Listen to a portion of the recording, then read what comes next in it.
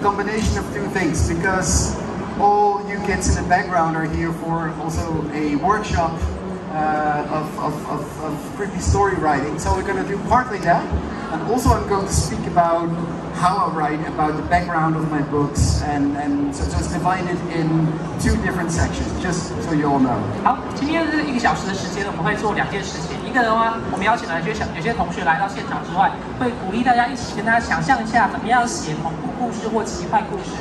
这位是来自荷兰的恐怖故事作家。那另外一方面，还会跟各位分享他自己的创作历程、跟动机还有经验。So, I love stories. I grew up with stories. Stories are important because stories teach us about the world, about people, about emotions. Stories are magic in a way that they transport ideas from non-existing worlds, non-existing people into your mind, where they become real things, and they say truths about the real world, and that's the magic of storytelling. That's what I like about stories. 他很喜欢故事，他从小就读了很多故事。对他来说，故事很重要，因为透过故事，我们可以认识周遭的环境，可以认识周遭的人。所以透过故事，我们可以把很多不存在的东西放到各位的心里，让大家开始在各位的心里面开始冒芽，然后发芽茁壮之后，构成一个想象中的世界。所以对我来说，故事是在人类社会里面非常重要的元素。And the first stories that I enjoyed were not books that I read. They were not movies that I saw or games that I played. They were stories that were told to me, by people. My parents told me stories when I was young. I had an uncle who was a storyteller, and I had a grandfather who was a storyteller. 其实我小时候第一次接触故事的，不是透过阅读来读故事或认识故事，我是透过别人告诉我很多故事。比如说，我的爸妈会跟我说一些故事，我的祖父会跟我说故事，我的爷爷还有我的叔叔尤其很喜欢跟我讲各式各样的故事。And when I was 3 years old, my father died. He had a virus, and he passed away. So he left a big hole in our family. It was just my mom, my sister, and me. And death was a presence in our house. 其实我的父亲在我3岁的时候就过世了。那他过世之后呢，我们的家里面就留下很大的一个缺口。那当时我家里面只剩下我的妈妈、我的姐姐还有我。And I was, of course, grieving. I was sad. And I was also scared because death could suddenly take someone away that I loved. And in my childhood mind, I envisioned death as something that lived in our attic. It was a dark hole between the laundromat, and then there was there was a little storage space there. It was a dark hole, and I thought that it would come out there and reach for me as well, or reach for my sister. It would make too much noise on the stairs. 在当时呢，因为我的父亲他生病过世之后呢，我就觉得很难过，同时又感到很害怕，因为我当时觉得，好像这个死亡随时会把我的家人带走。我当时的想象里面呢，那个死亡就像一个黑洞一样，他就住在那个我们家的阁楼里面，旁边是洗衣间，旁边是储藏室，这个地方有个黑洞，然后这个黑洞呢，可能随时随地就可能把我或者我的姐姐带走。所以当时我们每次只要上楼的时候都很安静，不敢出太多声音。So my uncle, the storyteller, he realized that. He realized that I had this, thing that I needed to deal with, the loss of my father, but also that I was fascinated by what death was. So he started telling me scary stories. Stories where the heroes would be confronted with monsters and with death, and where they would be, survive them, and they would survive the monsters. 那当时呢，我刚才提到我的叔叔，我们在讲故事嘛，他注意到说他的这个小的侄子呢，常常面对着很多的恐惧，然后那个叔叔开始讲故事，那故事里面就会有个英雄，然后英雄可能面对到是怪兽，可能面对到是死亡，他透过不同的方式之后，最后这个英雄战胜了怪兽，或者是逃脱了死亡的魔掌。And I loved those stories. I really loved those because they taught me that I could also beat the monsters and I could also beat death. 我当时很喜欢这些故事，因为觉得我自己也有一天可以能够，比如说战胜怪兽，或者是战胜死亡。And the way he told me those stories was he would sit on the edge of the bed. It was dark in the room. There was light on the hallway, so he was this silhouette, this figure where he would just sit there and tell scary stories. And these stories would enter my mind and I would get nightmares of them, but I loved them anyway. 这个叔叔呢，每次讲故事都是睡前的时候，睡前呢他们就把房间灯关掉嘛，所以只剩走廊上有灯，所以在他的眼中看到就是一个巨大的黑影，就是叔叔这个巨大的黑影。然后在这个黑影的在这个黑暗之中呢，叔叔开始跟他讲恐怖故事。有时候讲完恐怖故事后，晚上睡觉就会做噩梦，他一直觉得这些恐怖故事非常奇异的。And then a couple of years later, unfortunately, my uncle died as well, and he got cancer and he passed away as well. So I had no storyteller left, and I was missing stories, and I needed new stories to feed my mind and to deal with this loss. So what I did is I went door to door in the town where I grew up. I rang the doorbells and I asked strangers to tell me stories. 当时其实后来过了几年，我的叔叔也过世了，他因为有了癌症所以过世，所以当时我又觉得很难过、很失落，就是我的亲人又离开了。那我需要有更多的故事来填补我这个觉得空虚的心灵。当时我就在那个小镇里面呢，我住在一个小镇里面，我就挨家挨户跑去敲门、按门铃，然后问陌生人说：“哎，你有没有故事可以跟我讲？” And some people would tell me stories. Some people would shun me away. Some people would warn me for stranger danger. Some people would, because they wanted to share their stories. They found it endearing that this little boy, aged 10, came to their door asking for stories. So they told me their life stories.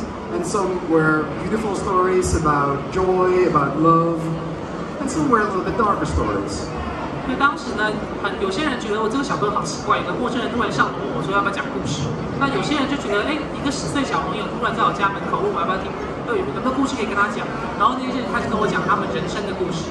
那故事里面呢，有悲有喜，有开心的事，有不开心的事，也有一些比较阴暗的故事。One day, I rang the doorbell. I remember exactly what house it was. I can still go there. It's in the town where I grew up. And a woman opened the door and she didn't say anything. She was wearing a white nightgown. It was covered from her face until all the way down with blood. 那当时呢，我记得有一天的时候，我要去敲门，要去找故事。然后我还记得，因为这个地方是我所成长的小镇，所以我还记得是哪一间房子，我甚至连那个门长什么样子都记得。然后当时我去敲门之后，就是有一个女生来应门。她门打开之后呢，那个女生什么话都没有说。她当时呢，身上盖了一件白色的袍子，但是袍子上面呢沾满了血迹。And I didn't know what happened to her, whether she had been in an accident or there was she was very ill, or there was like a case of home violence or anything like that. I didn't know, but she probably expected to be an ambulance or a doctor in front of the door. But it was me, and I was 10 years old, and I just wanted a story. 所以当时呢，其实我不知道发生什么事，我不知道他比如说是在家里面出意外了，还是有家暴，还是有发生什么事，我都不知道。我就在门口看这个披着白袍，然后呢都是血迹的女生。那个女生可能原本在家里准备以为按门铃是消防车还是救护车，结果打开门之后发现是一个10岁小男孩。And I didn't dare say anything. I just stood there. My mouth was like open, like I was staring at her. And she didn't say anything as well. It was a very strange moment where she just looked at me. And I was raised quite politely, so I didn't just dare run away, which is what I wanted to do, of course. But I found my voice back. And then I said, you're not looking too well today. You know what? I'll come back tomorrow. And then I ran. 所以当时呢，他们打开之后，我看到这一幕的时候，我就吓呆在那边哦，也不知道说什么。当时那位女士也什么话都没有，就是看着我。然后我看了一阵子之后呢，就觉得好像如果现在逃跑没有什么礼貌，那基于我的这个从小学的礼貌的关系，我就过了一阵子之后就说，你看起来今天好像状况不太好，那我改天再来好了，我就逃走。So I got home. And I didn't dare tell my mother what had happened, because the things as a kid that you go through that are really scary, that are really dark, you just keep at yourself. At least that's the way I dealt with that. So I didn't dare tell my mother. But that night I went to bed. And in the middle of the night I woke up. I was dreaming, but then I had the feeling that I was waking up. And I looked, and at the edge of my bed, there she was standing, this figure in his white nightgown covered in blood. 所以当时这件事发生之后，我回家不敢跟我妈说，因为我当时觉得很多小朋友如果遇到很可怕的事情的时候，通往的方式就是先把它放在心里面，先不要告诉别人。所以我回家之后没有跟我妈妈说发生什么事情。但我晚上睡觉的时候呢，做了一个梦，在梦里面呢，我就醒来，然后醒来的时候发现床头就站着那个女生，然后全身沾满血迹。And every night after that, she came back. And I didn't believe in ghosts. I was, raised quite secularly, without religion, without superstition. So I didn't think she was a ghost. Deep inside of me, I knew she was a figment of my imagination. But still, she stood there every night watching me, and she never spoke. And even though I realized that I must be dreaming, at some point, she started feeling, I got comfortable with her, because she was visiting every night, and I got used to her. 我当时呢，自从那件事发生之后，每天晚上都梦到这个女士，然后每天晚上都站在同个地方，每天晚上都什么话都不说。然后呢，我到了一个阶段之后，就觉得我会很清楚的知道自己在做梦，可是呢，好像每天都看到她的情况之下，好像就习惯成自然，慢慢不以为意。然后对方好像也觉得我好像不太在意他出现在这个地方。然后当时呢，因为我们家里面并没有特别宗教信仰，所以我也并不相信有鬼魂的存在。So this woman who hadn't spoken a word to me, she told me probably the best story of them all the people that I visited, because she stuck with me. And still, when I grew older, when I was 16, 17 years old, sometimes in the night I would still wake up and see her. And it was that image of this door opening and something really unexpected and creepy behind it that stuck with me forever. And I knew then that that is what good, creepy stories are about. Sometimes in life a door opens and something horrible is waiting behind it. And that's what I was going to write about. 所以后来这个故事呢，这个事情在这样的经验一而再再而三的发生，可是这个女士从来没有跟我说过任何话，而在我人生中，我觉得这就是世界上最棒的恐怖故事。因为这个经验，各位想象一下，就是当你开启一扇门之后，后面有意想不到而且可怕的事情发生了，而这个画面就一直留存在我心里，一直到我16岁、17岁，过了很多年之后，我有时候在晚上睡觉醒来的时候，突然在床头仿佛还是会看到这个女士又出现在我的眼前。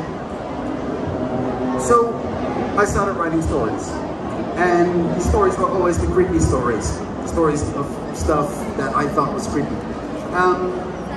But never did they really become big books. I wrote 1, 2, 3, 4 books before I wrote Hex, and they were all okay.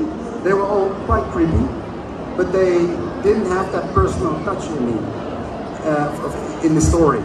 And I thought, okay, with my new book, I was going to write about my experience of what I lived through. 所以从那个时候开始，16、17岁开始，他就开始写故事、写小说。他这些小说都是恐怖故事、恐怖小说。他在写这本书之前，就是《欢迎来到黑卷这之前，他其实前面已经出版过4本小说，4本小说都是恐怖故事。但是那些故事当时都没有他个人的经验投射在其中，所以故事虽然也很精彩，可是我觉得对他而言，他觉得那些故事并没有他期望所传达出来的那么恐怖。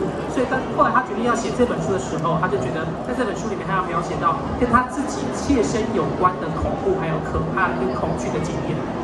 Because at that point, I was 25, and I learned that all good writers of the books that really stuck with you, the books that keep staying in your mind and that we keep rereading them, they all tell their own personal story.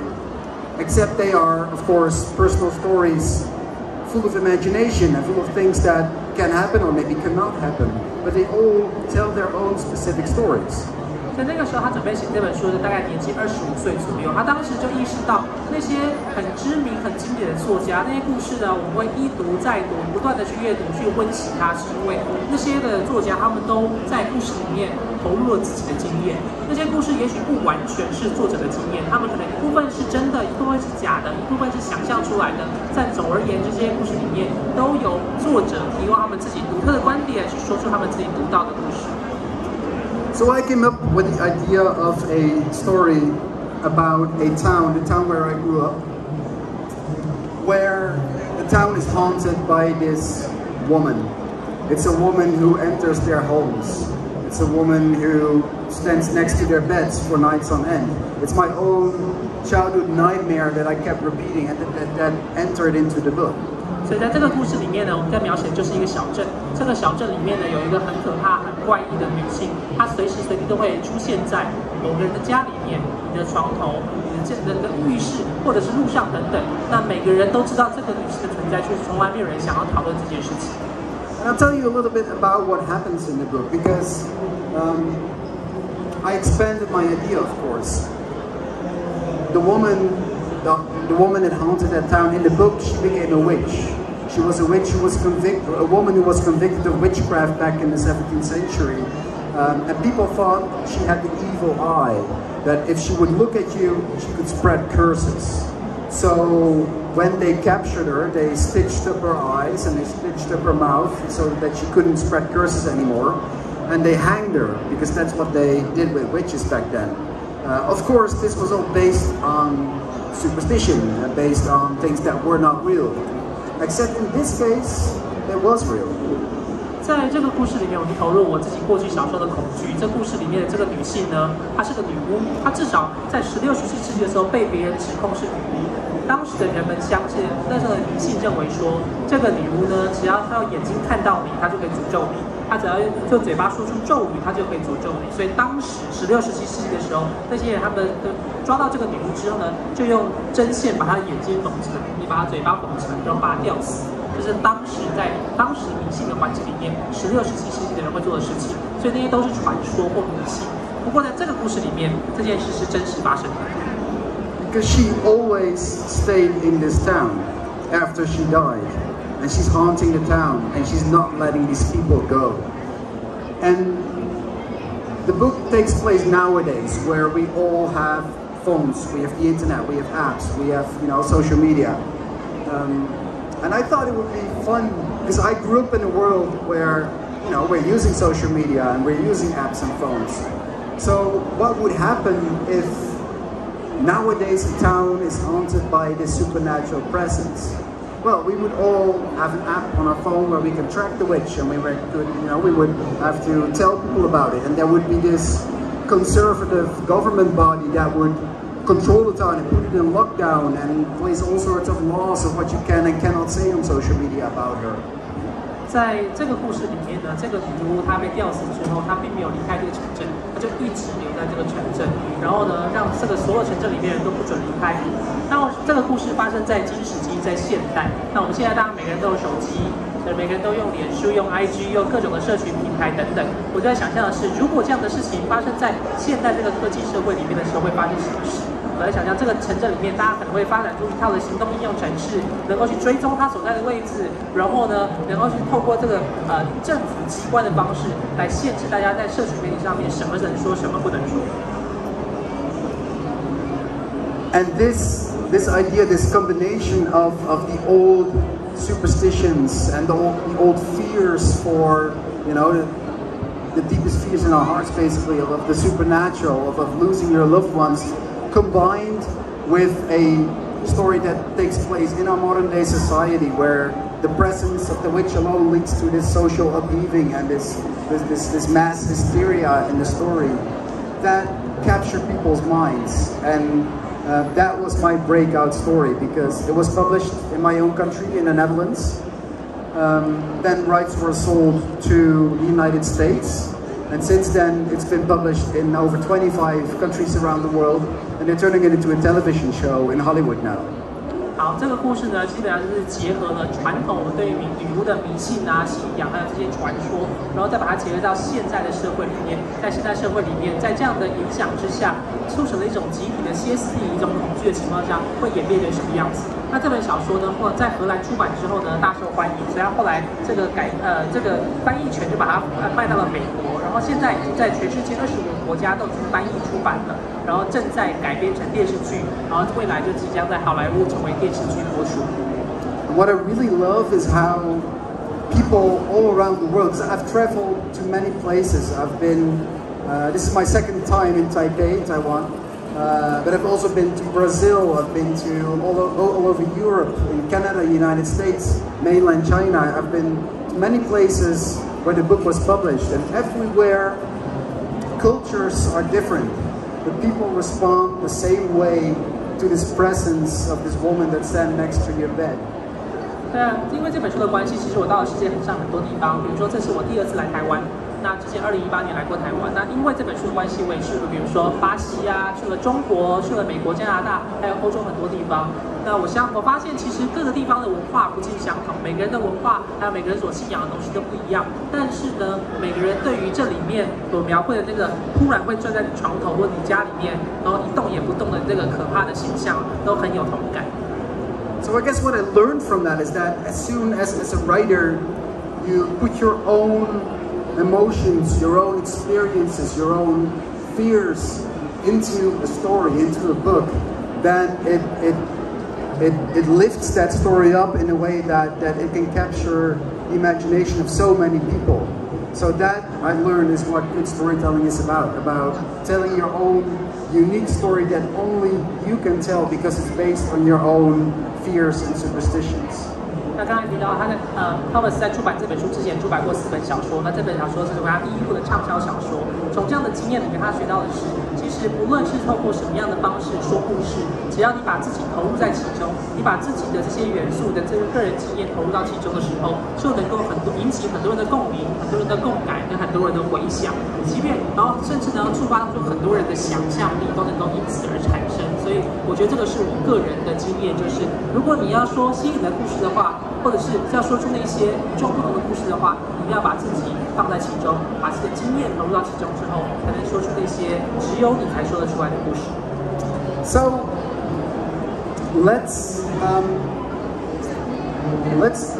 give you some time to ask me questions about what you want to know about writing, about my book, about the way I write, and then after those questions, I will give you all in the back a writing exercise. Okay?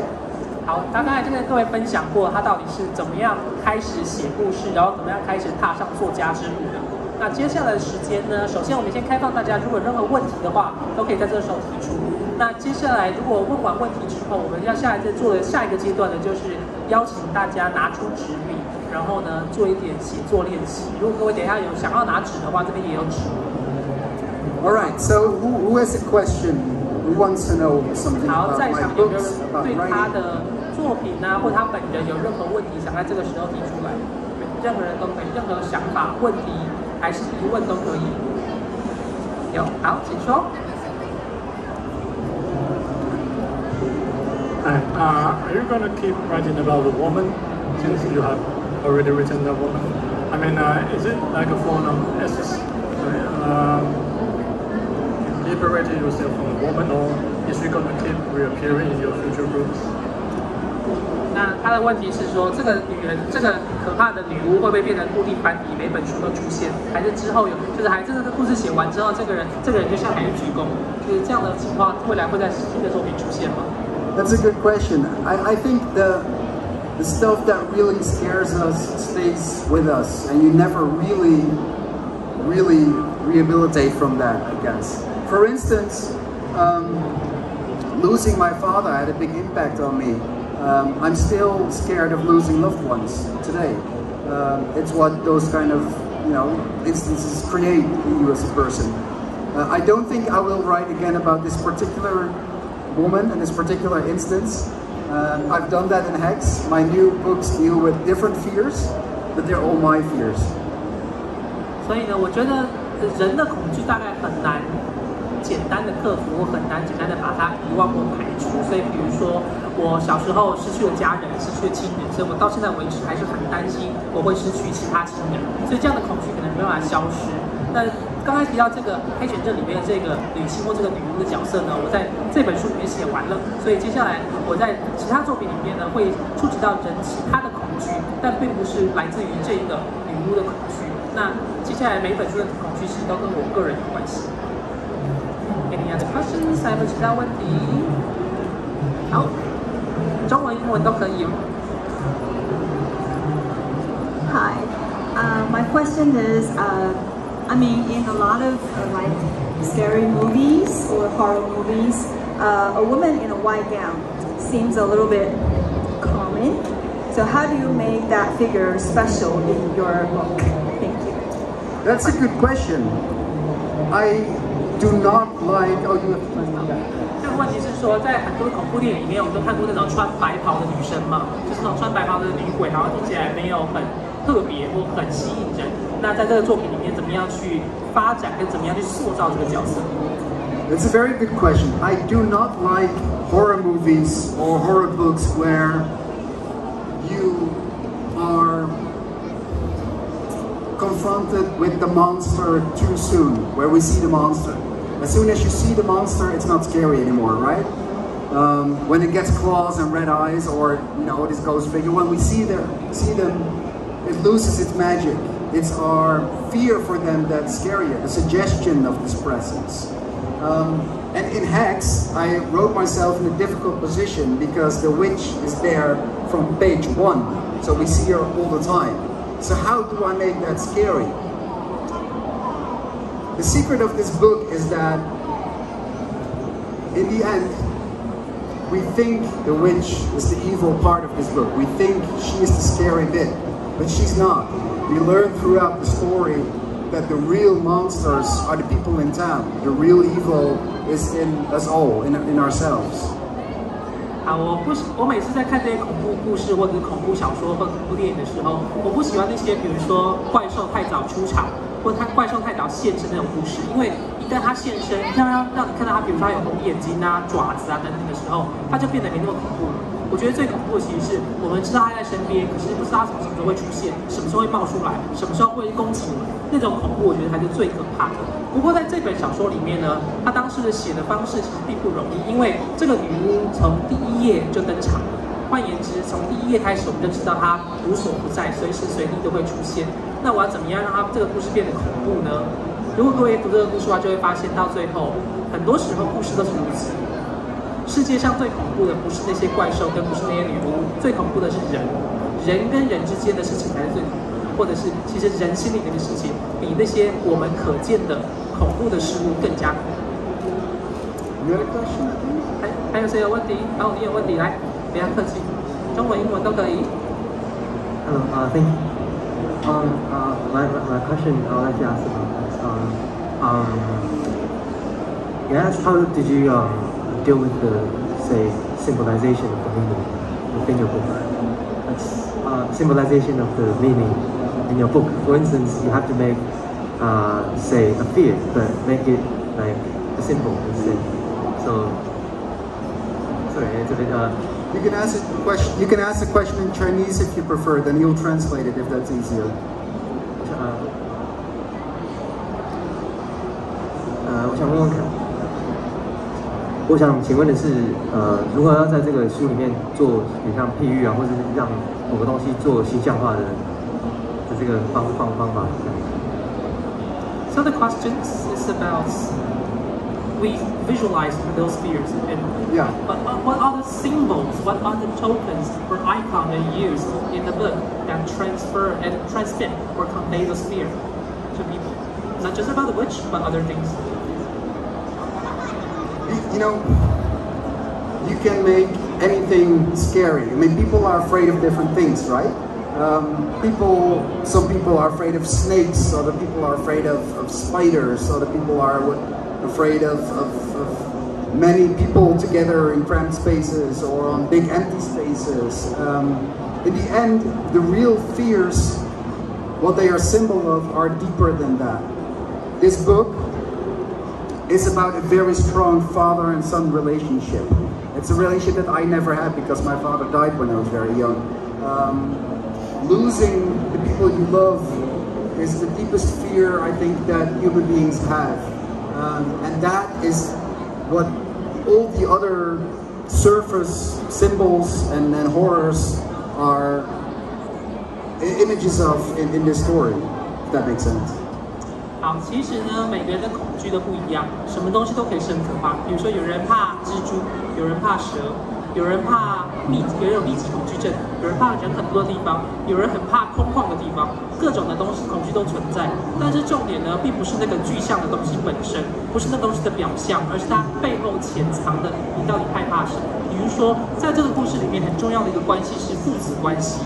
那父子关系其实就是回应到了这个Thomas 自己的经验，他小时候失去了父亲，这种情况之下，他没有办法获得这样的一个父子关系，然后他害怕亲人会离他而去，或害怕失去亲人，这个才是在这个故事里面我们所害怕的事情。我们害怕我们周遭的人，我们认识的人被这个女巫带走。Anyone else a question? 还有其他问题吗？中文、英文都可以来。问题跟创作没什么关系。还有。刚才汤马斯刚才说他小时候不是敲门，然后遇到一个女生。那个女生她怎么确定她已经是死掉还是 So just not creativity related questions. You talk about you knock on doors and you saw this lady with white gauze and all the bloods. Did you go back to confirm is she dead or not, or is she still there? You know, at that point, my mom kind of figured out that I was away from home a lot. And at some point she asked me, so what are you doing while you're away? And then I told my mom, yeah, I'm ringing doorbells and I'm asking people for stories. And my mom got quite mad. She was like, what the hell are you doing? This is dangerous. You shouldn't go knock on people's doors, knock on people's windows.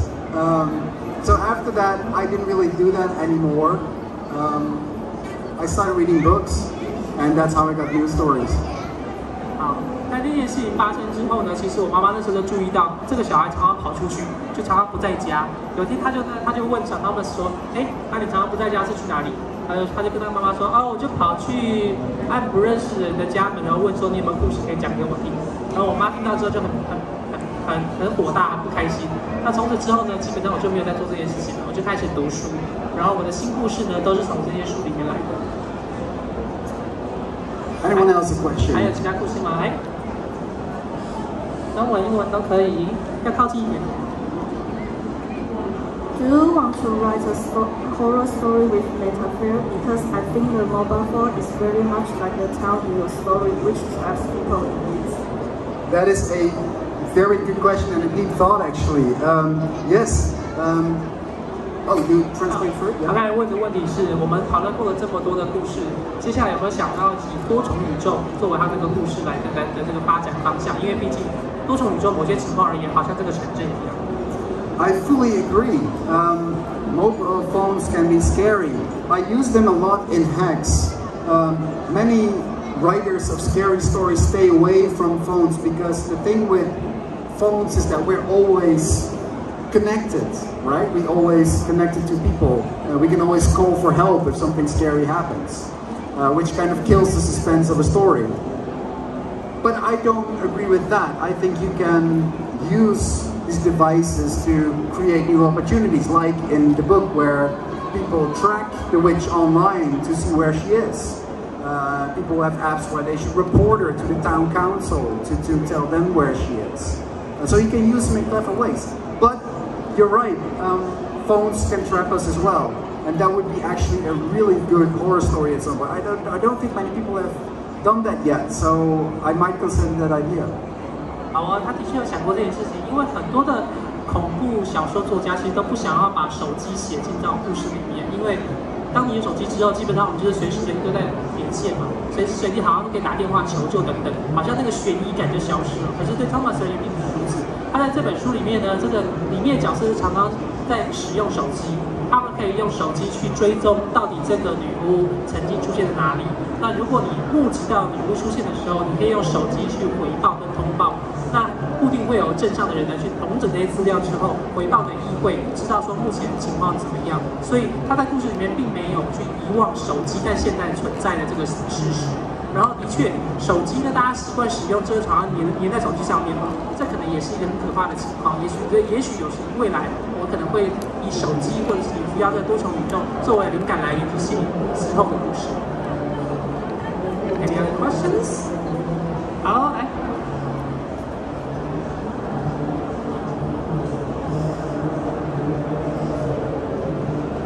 Hello.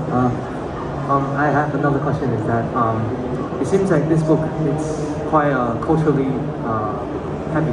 It seems like there's a lot of cultural stuff contained to it.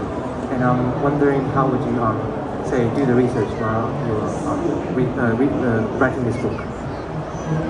How do you collect those informations and the background studies？ 就是在写小说之前，怎么样去做功课，去了解，比如说语文文化或者是其他的内容。